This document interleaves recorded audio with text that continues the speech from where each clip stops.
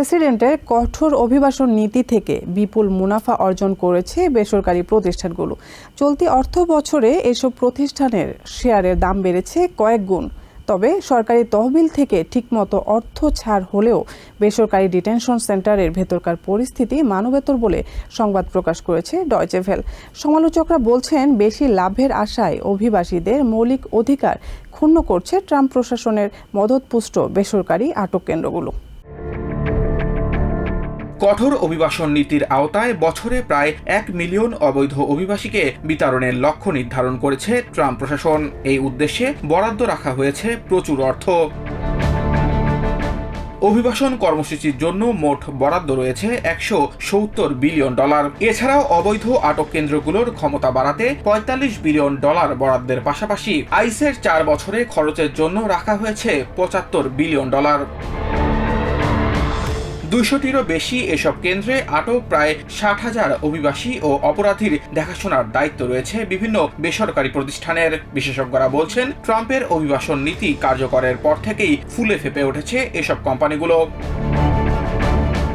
Trump পুনরায় নির্বাচিত হওয়ার পর কোরসিভিক ও জিও গ্রুপের কোম্পানিগুলোর মালিকানাধীন শেয়ারের দাম বেড়ে যায় আচমকাই। বছরের দ্বিতীয় ত্রৈমাসিকে কোরসিভিকের আয় আগের বছরের তুলনায় 17% বেড়ে হয়ে যায় প্রায় $177 মিলিয়ন। অন্যদিকে গত বছরের $32 মিলিয়ন ক্ষতির পর এবারে প্রায় $30 মিলিয়ন লাভ করেছে জিও গ্রুপ। তবে এত সব আর্থিক লাভ ও ফেডারেল বরাদ্দের পরও আটক কেন্দ্রগুলোতে বন্দীদের চিকিৎসায় অবহেলা এবং খাদ্যের অভাব সহ বিভিন্ন ধরনের অপব্যবহারের অভিযোগ রয়েছে। সমালোচকরা বলছেন, আরও লাভের আশায় আটককৃতদের মৌলিক অধিকার উপেক্ষা করছে কোম্পানিগুলো। এদিকে আমেরিকায় থাকা শত শত অপ্রাপ্তবয়স্ক গুয়াতেমালান শিশুকে তাদের নিজ দেশে ফেরত পাঠানোর নতুন পরিকল্পনা নিয়েছে ট্রাম্প প্রশাসন। সম্প্রতি সিএনএনের বিশেষ এক প্রতিবেদনে এই তথ্য উঠে আসে। নতুন এই পরিকল্পনায় সেই সব শিশুদের লক্ষ্য করা হয়েছে যারা আমেরিকায় একা প্রবেশ করেছিল এবং বর্তমানে হেফাজতে রয়েছে।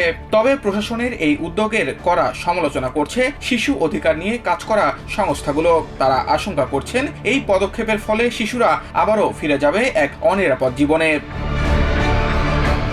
অন্যদিকে অবৈধ অভিবাসী ও অপরাধীদের ধরতে স্যাংচুয়ারি সিটিগুলোতে কঠোর অভিযানের হুঁশিয়ারি দেন হোয়াইট হাউসের deputy chief of staff Stephen Miller. Chicago ও বোস্টনের মতো শহরের নাম উল্লেখ করে তিনি বলেন, যারা অপরাধীদের আইসের হাতে তুলে দিতে অস্বীকার করে সেখানে জননিরাপত্তার স্বার্থে অভিযান চালানো হবে। এছাড়াও শিক্ষার্থী ও বিদেশি সাংবাদিকদের জন্য ভিসার নিয়মকানুন আরও কঠোর করার কথা জানিয়ে মিলার বলেন, ভিসার অপব্যবহার রোধেই এমন পরিকল্পনা হাতে নিয়েছে ট্রাম্প প্রশাসন। Samiul Bari Shihab, TVN 24 news desk. New York থেকে সম্প্রচারিত টিভিএন 24 টেলিভিশন বিশ্বজুড়ে বাঙালির কণ্ঠস্বর।